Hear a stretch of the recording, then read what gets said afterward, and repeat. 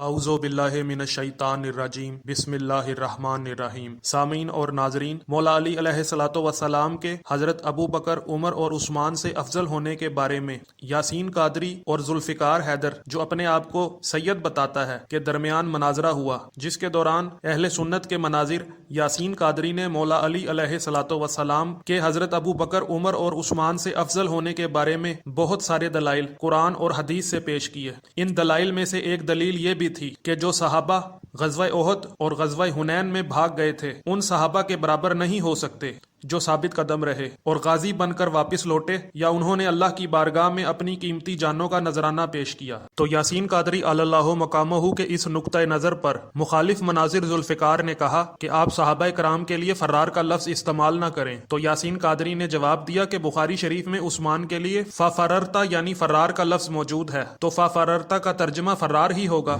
تو سامعین، اس پر اویس ربانی نے کہا کہ آپ فرار ترجمہ نہ کریں بلکہ آپ کہیں کہ تشریف لے گئے تھے، جس پر یاسین قادری نے کہا تشریف نہیں لے گئے تھے بلکہ تشریف دکھا گئے تھے، جس پر مخالف مناظر ذوالفقار نے کہا کہ آپ توہین صحابہ نہ کریں۔ تو اس پر یاسین قادری نے جواب دیا کہ قرآن میں ادبار کا لفظ آیا ہے اور ادبار جمع ہے دبر کی، تو آپ دبر کا کیا ترجمہ کرتے ہیں؟ What is the definition of دبر؟ جس کا مخالف مناظر نے کوئی جواب نہیں دیا۔ امین اور ناظرین، تمام غیر شیعہ مسالک یعنی بریلوی، وہابی اور دیوبندی وغیرہ کے نام نہاد علماء نما جوہلا نے اپنی بھولی بھالی سادہ لوح عوام کے سامنے یاسین قادری کے تشریف دکھانے والے جملے کو پیش کر کے یہ تاثر دینے کی کوشش کی ہے کہ یاسین قادری توہین حضرت عثمان کے مرتکب ہوئے ہیں، کیونکہ انہوں نے حضرت عثمان کے غزوہ احد میں بھاگنے کا ذکر کیا ہے۔ انہی اشتعال انگیز مناظرین میں بریلوی مکتبہ فکر کے مشہور و معروف مناظر مفتی حنیف قریشی بھی ہیں، جو ویسے تو خود کو سادات کا غلام کہتے ہیں لیکن سادات کے مخالفین کو نہ صرف اپنا محبوب رکھتے ہیں بلکہ انہیں سادات سے افضل بھی جانتے ہیں۔ آئیے ان کا ایک بیان ملاحظہ کیجیے۔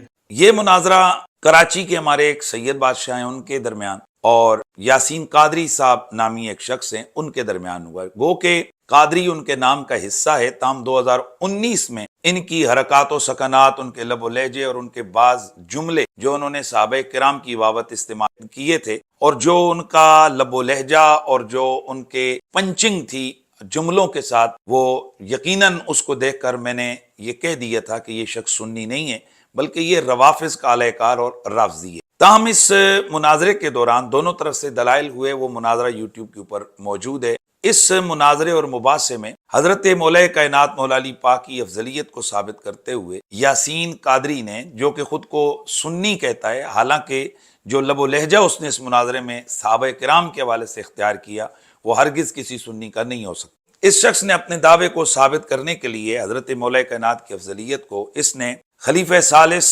داماد پیغمبر حضرت سیدنا عثمان غنی رضی اللہ تعالی عنہ کی جس بھونڈے انداز سے بے ادبی اور گستاخی کی ہے، اور اس کے ساتھ ساتھ جو شرکائے احد تھے میرے نبی علیہ السلام کے صحابہ کے، جو ایک خاص مرحلے پر ایک خاص وجہ سے میدان جنگ سے انہیں واپس آنا پڑا، وہ واپس آ گئے، تو ان حضرات کے حوالے سے جو اس شخص کے کمنٹس، جو لہجہ اور جو انداز تھا، وہ انتہائی جارحانہ، انتہائی کبھی اور گستاخی پر مبنی تھا، جس کو سن کر پورے پاکستان کے سنی علماء اور دیگر عوام وہ تلملا اٹھے۔ میں اس شخص کے اس انداز، اس کے رویے، اس کے الفاظ کی پرزور مذمت کرتا ہوں۔ معزز ناظرین و سامعین، گو کہ اس نے وہ جو دلیل دی وہ واقعہ جو احد کا ہے کہ جس میں بعض صحابہ کرام ایک خاص وجہ سے میدان جنگ سے واپس مدینہ منورہ کی طرف تشریف لے آئے، اس نے اس واقعے کو سامنے رکھتے ہوئے نبی علیہ السلام کے صحابہ کو تان و تشنی کا نشانہ بنایا کہ اچانک کفار کی طرف سے ایک حملہ ہوتا ہے، ان کے گھوڑ سوار دستے کی طرف سے،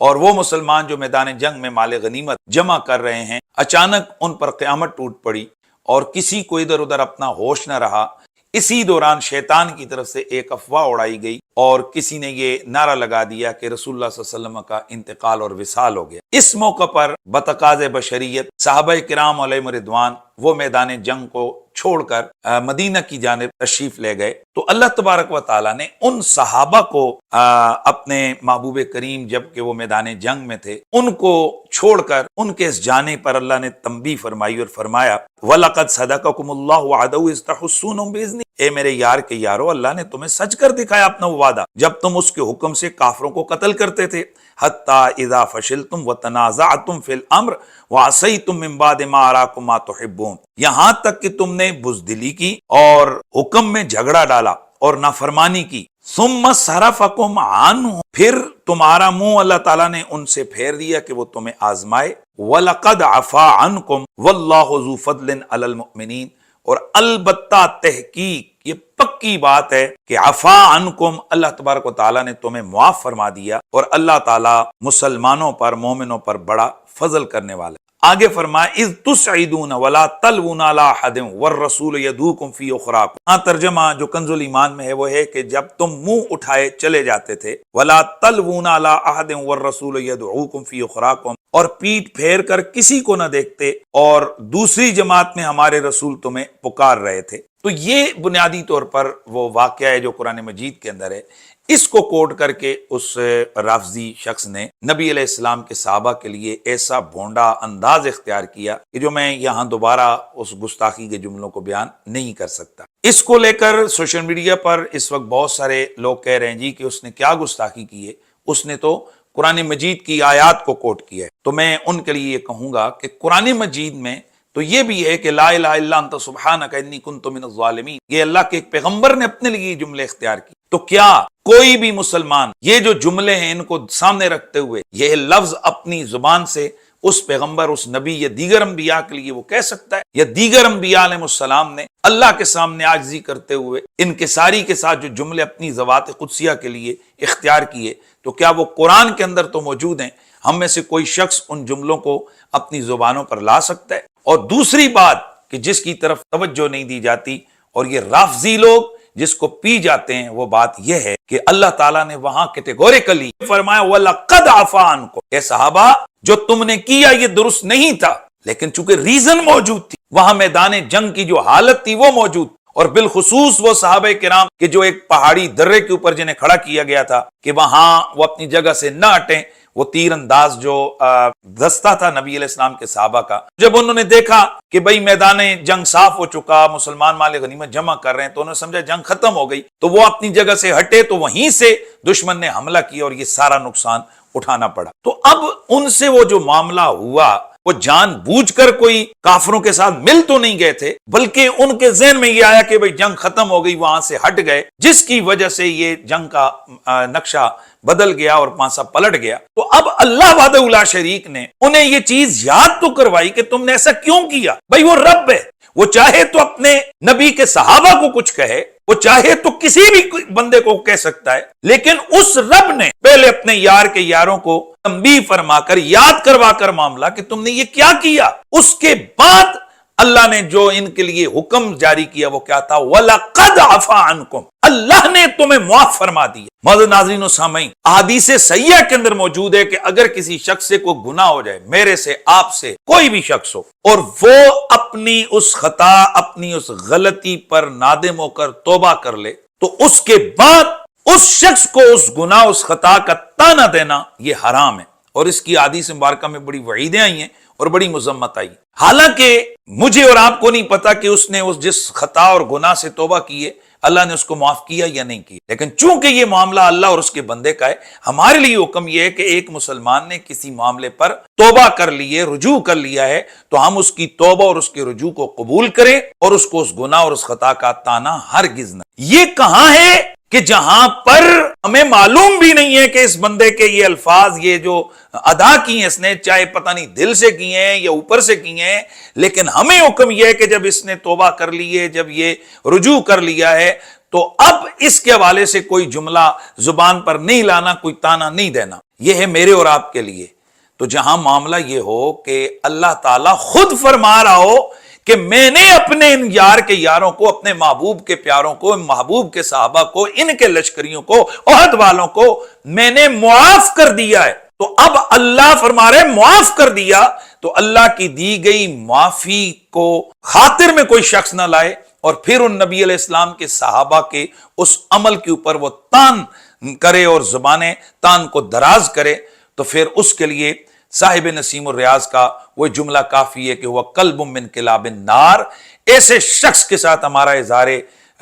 برات ہے، ہم ایسے سوچ، ایسی فکر، ایسے انداز پر لعنت بھیجتے ہیں۔ اور میں سمجھتا ہوں کہ اس یاسین رافضی نامی شخص یہ ایکسپوز ہو چکا ہے پورے دنیا کے سامنے کہ اس نے مولا کائنات مولا علی کے فضائل اور ان کی محبت کی آڑ لے کر، لبادہ اوڑھ کر اس شخص نے نبی علیہ السلام کے صحابہ کی بے ادبی اور گستاخی کی ہے۔ یہ قابل مرمت بھی ہے اور قابل مذمت بھی ہے۔ اس طرح کے لوگ وہ اپنی بکواس بازیاں کرتے رہیں گے، میرے نبی کے صحابہ کی شانوں میں کوئی کمی نہیں آئے گی۔ آپ نے حنیف قریشی کا بیان ملاحظہ کیا جس میں انہوں نے حضرت عثمان کے جنگ سے بھاگ جانے کے واقعے کو تو خوب ہائی لائٹ کیا ہے، لیکن یاسین قادری نے جس سیاق و سباق میں، جس کنٹیکسٹ میں حضرت عثمان کے غزوہ احد سے بھاگ جانے کا ذکر کیا تھا وہ بالکل بیان نہیں کیا، اور وہ سیاق و سباق یہ تھا کہ کفار سے جنگ میں بھاگ جانے والے کتاب اللہ کی روح سے قطعاً برابر نہیں ہو سکتے ان سے جو جنگ میں ثابت قدمی سے ڈٹے رہے۔ تو جب بھاگنے والا غازی کے برابر نہیں ہو سکتا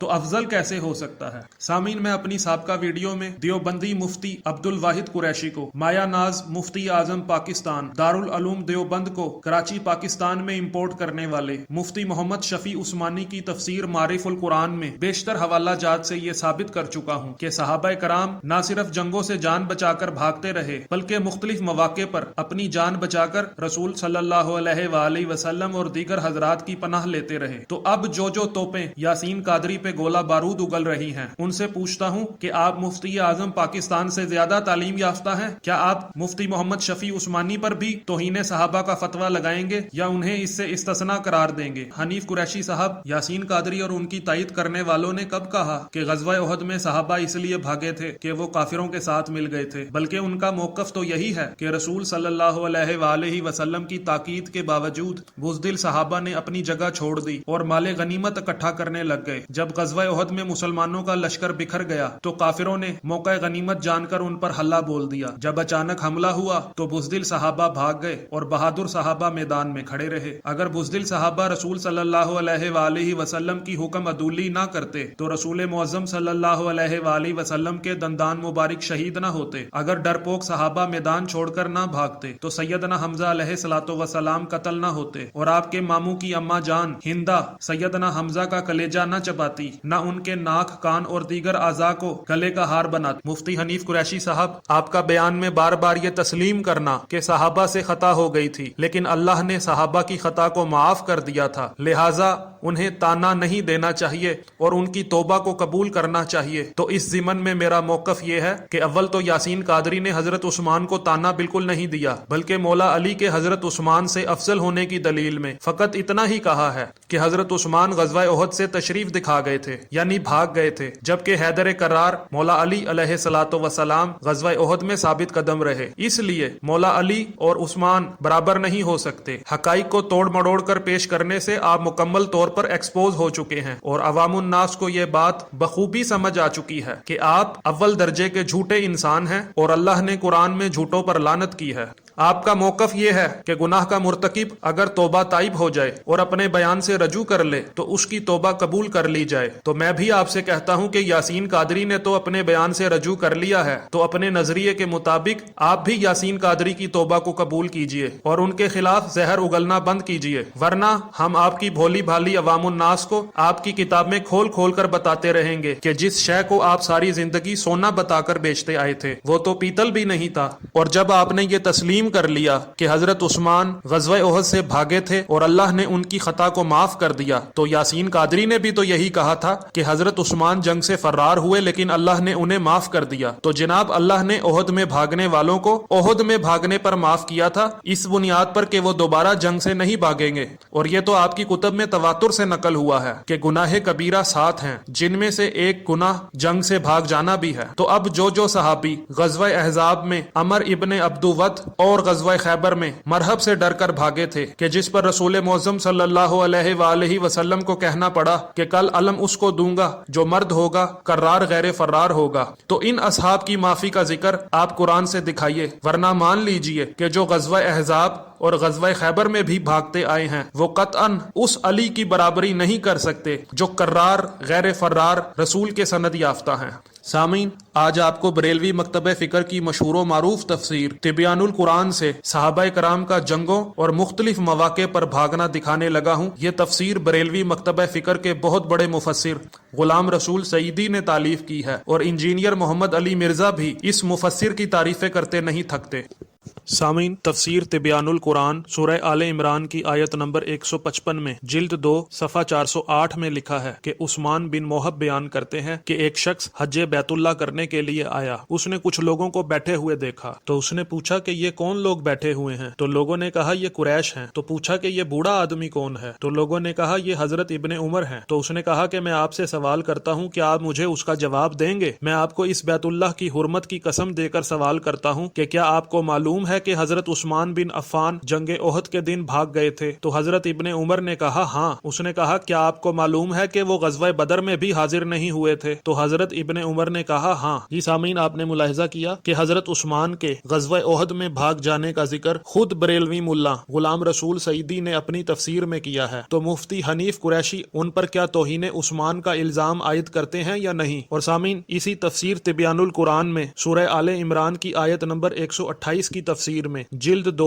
صفحہ نمبر 358 میں لکھا ہے کہ بعض مسلمانوں نے نبی کریم صلی اللہ علیہ وآلہ وسلم کی حکم عدولی کی، جس کے نتیجے میں مسلمانوں کو شکست کا سامنا کرنا پڑا۔ کئی مسلمان گھبرا کر بھاگ پڑے۔ نبی کریم صلی اللہ علیہ وآلہ وسلم کا چہرہ انور زخمی ہوا اور آپ صلی اللہ علیہ وآلہ وسلم کے دانت مبارک شہید ہوا۔ اور سامعین، اسی تفسیر تبیان القرآن میں سورہ آل عمران کی آیت نمبر 143 کی تفسیر میں جلد نمبر 2 صفحہ نمبر 387 میں لکھا ہے کہ رسول اللہ صلی اللہ علیہ وآلہ وسلم کے اصحاب میں سے بعض صحابہ جنگ بدر میں حاضر نہیں ہو سکے تھے، اور وہ جنگ احد برپا ہونے سے پہلے یہ تمنا کرتے تھے کہ پھر جنگ بدر کی طرح کوئی مارکا ہوا تو وہ اس جنگ میں داد شجاعت دیں یا شہید ہو کر اللہ تعالیٰ سے اجر و ثواب پائیں۔ لیکن جب جنگ احد ہوئی تو ان میں سے بعض کفار کے دباؤ اور ان کے رش کی وجہ سے ثابت قدم نہ رہے اور ان کے پاؤں اکھڑ گئے، اور بعض صبر و استقامت کے ساتھ لڑتے رہے اور اس سے پہلے جو انہوں نے اللہ تعالیٰ سے عہد کیا تھا اس کو پورا کیا۔ سو جو لوگ کفار کے رش اور اچانک حملہ کی وجہ سے بھاگ پڑے تھے، اللہ تعالیٰ نے ان پر عطاب فرمایا کہ تم تو موت کے آنے سے پہلے موت کی تمنا کیا کرتے تھے، سو اب تم نے موت کو دیکھ لیا ہے اور وہ تمہاری آنکھوں کے سامنے ہے، اور جنہوں نے اس پر صبر کیا اور استقامت کے ساتھ جہاد کرتے رہے ان کی اللہ تعالیٰ نے تعریف کی۔ جی سامعین، اس روایت میں بھی صحابہ کے غزوہ احد میں بھاگ جانے کا اور اللہ کا ان پر عطاب کرنے کا ذکر غلام رسول سعیدی نے اپنی تفسیر میں کیا ہے۔ تو اب مفتی حنیف قریشی کیا اپنے مفسر غلام رسول سعیدی پر توہین صحابہ کا الزام عائد کریں گے یا نہیں؟ اور سامعین، اسی تفسیر تبیان القرآن میں سورہ آل عمران کی آیت 146 کی تفسیر میں جلد 2 صفحہ نمبر 398 کے ذیل میں لکھا ہے کہ جو مسلمان جنگ احد میں گھبرا کر بھاگ گئے تھے ان کی تعدیب کے لیے اللہ تبارک و تعالی انبیاء سابقین اور ان کے متبعین کے احوال بیان فرما رہا ہے کہ تمہارے لیے انبیاء سابقین کے متبعین میں یعنی پچھلے انبیاء کے پیروکاروں میں نمونہ ہے۔ وہ جہاد کی سختیوں اور مشقتوں پر صبر کرتے تھے اور کسی مرحلہ پر دشمن سے گھبرا کر بھاگتے نہیں تھے۔ سو جنگ احد میں تمہارا دشمنوں کے اچانک حملہ کرنے اور اژدہام سے گھبرا جانا اور افراتفری میں بھاگ جانا کس طرح مناسب ہو سکتا ہے؟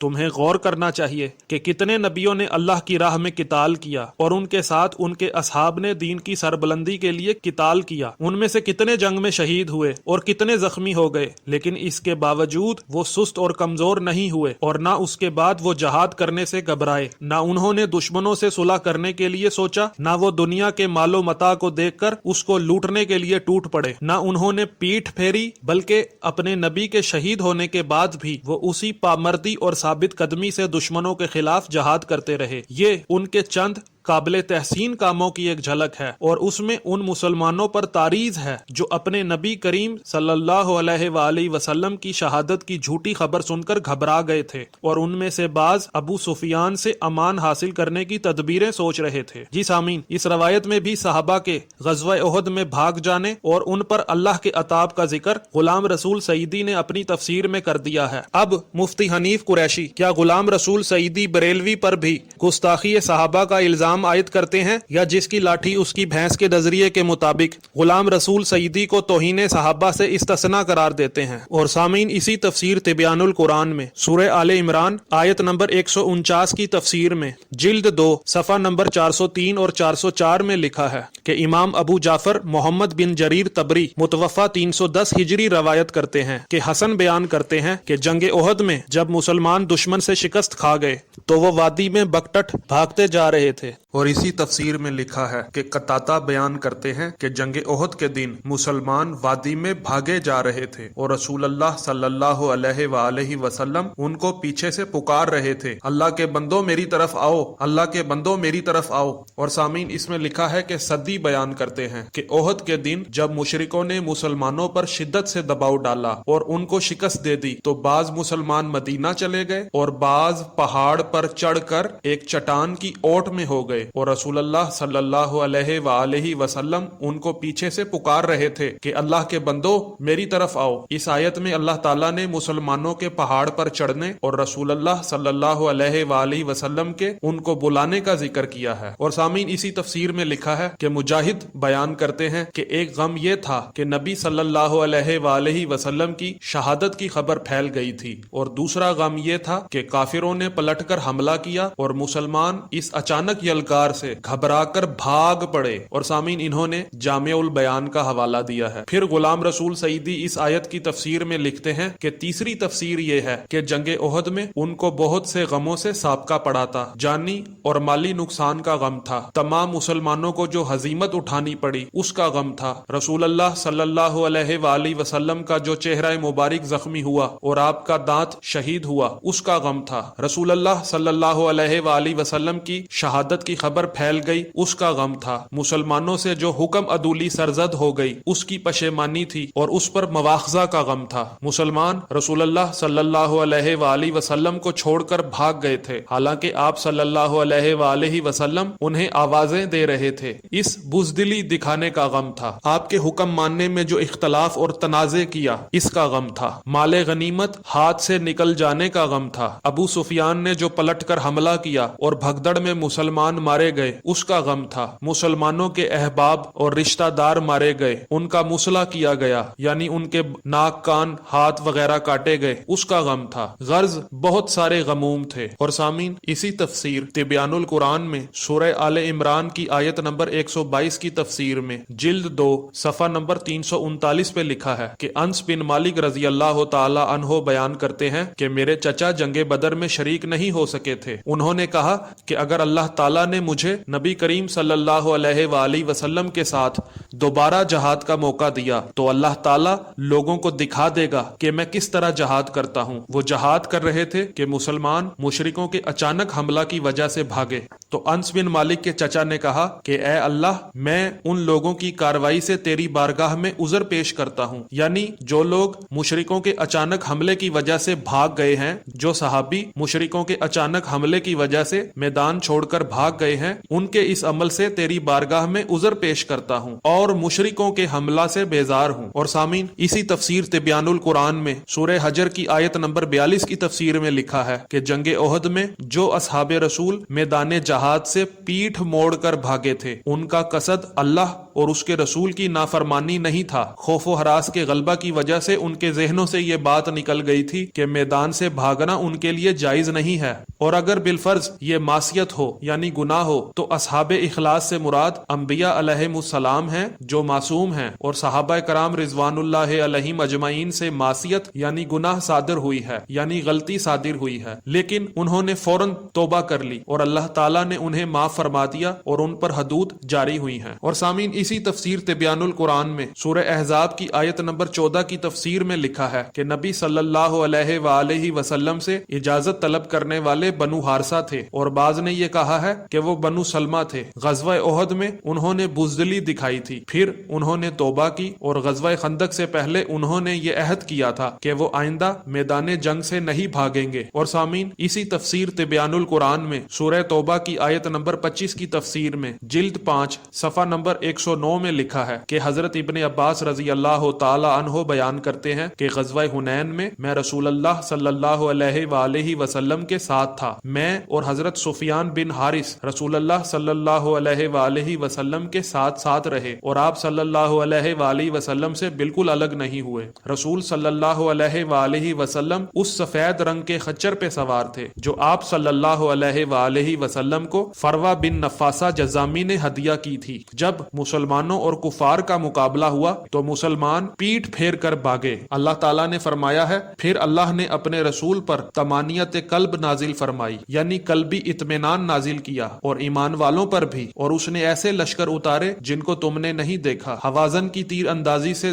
جو مسلمان اچانک گھبرا گئے تھے، اور مسلمانوں کے بھاگنے سے جو نبی صلی اللہ علیہ وآلہ وسلم کو تشویش یعنی پریشانی لاحق ہوئی تھی، اللہ تعالیٰ نے اپنی رحمت سے کفار کو مغلوب کر دیا، اور اس سے نبی صلی اللہ علیہ وآلہ وسلم کی تشویش دور ہو گئی اور مسلمانوں کے دل مطمئن کر دیے۔ سامعین، غلام رسول سعیدی نے تفسیر کبیر کا حوالہ دیا ہے۔ اور سامعین، اسی تفسیر تبیان القرآن میں سورہ احزاب کی آیت نمبر 33 کے ذیل میں لکھا ہے کہ حضرت عائشہ حج کرنے کے لیے اپنے گھر سے باہر نکلی تھیں، اور حضرت ام سلمہ اور حضرت صفیہ رضی اللہ تعالی عنہا بھی ان کے ساتھ حج کے لیے گھر سے باہر نکلی تھیں۔ لیکن جب انہوں نے یہ سنا کہ حضرت عثمان شہید کر دیے گئے ہیں اور حضرت عثمان کے قاتلین حضرت علی کرم اللہ وجہ الکریم کے گرد جمع ہو رہے ہیں، تو ان کو یعنی حضرت عائشہ اور حضرت ام سلمہ و صفیہ کو اس سے بہت سخت رنج پہنچا، اور ان کو یہ خیال ہوا کہ اب مسلمانوں میں باہم فتنہ اور فساد ہوگا اور قتل اور خون ریزی ہوگی۔ وہ اسی سوچ و بچار میں تھی کہ ان کے پاس حضرت طلحہ، حضرت زبیر، حضرت نعمان بن بشیر، حضرت کعب بن اجرا اور دیگر بہت سے صحابہ حضرت عثمان کے قاتلین کے خوف سے مدینہ سے بھاگ کر مکہ مکرمہ آ گئے، کیونکہ قاتلین حضرت عثمان کو قتل کر کے بہت خوش ہو رہے تھے اور اس پر بہت فخر کر رہے تھے، اور برسر عام حضرت عثمان کو برا بھلا کہہ رہے تھے، اور ان کے عزائم یہ تھے کہ وہ حضرت عثمان کے خیر خواہوں کو بھی انہی کی طرح شہید کر دیں، اور ان صحابہ کرام میں ان قاتلین سے مقابلہ کرنے کی قدرت اور طاقت نہیں تھی، اس لیے وہ مکہ مکرمہ کی طرف روانہ ہوئے اور حضرت ام المومنین کی پناہ میں آ گئے۔ جی سامعین، آپ نے ملاحظہ کیا کہ حضرت طلحہ، زبیر، نعمان اور کعب اور دیگر صحابہ کرام نے حضرت عثمان کے قاتلین کے خوف سے اپنی جان بچانے کے لیے وہاں سے راہ فرار اختیار کی اور ام المومنین کی پناہ میں آئے۔ جی حنیف قریشی صاحب، آپ نے اپنے مسلک کے مشہور محقق نعمت الباری شرح صحیح بخاری اور شرح صحیح مسلم کے مصنف غلام رسول سعیدی کی تفسیر تبیان القرآن سے صحابہ کا جنگوں سے بھاگنا ملاحظہ کیا۔ اب میں آپ سے پوچھتا ہوں کہ کیا غلام رسول سعیدی کے خلاف بھی توہین صحابہ کا بیان ریکارڈ کروائیں گے یا نہیں، اور اگر نہیں کروائیں گے تو اس کی بھی وضاحت پیش کیجیے۔ سامعین، انشاءاللہ آپ کو مزید ویڈیوز میں وہابی، دیوبندی اور بریلوی تفاسیر سے یہ دکھاؤں گا کہ صحابہ کرام رضی اللہ تعالی عنہ کے لیے بھاگنے کا لفظ کہاں کہاں پر مذکور ہے۔ سامعین، اگر آپ کو ویڈیو پسند آئی ہے تو ویڈیو کو لائک کریں، کومنٹ کریں، اور وہ تمام توپیں جو یاسین قادری کے خلاف گولہ بارود اگل رہی ہیں ان کے چینلز پر شیئر کریں تاکہ ان کو ہدایت نصیب ہو۔ السلام علیکم ورحمۃ اللہ وبرکاتہ۔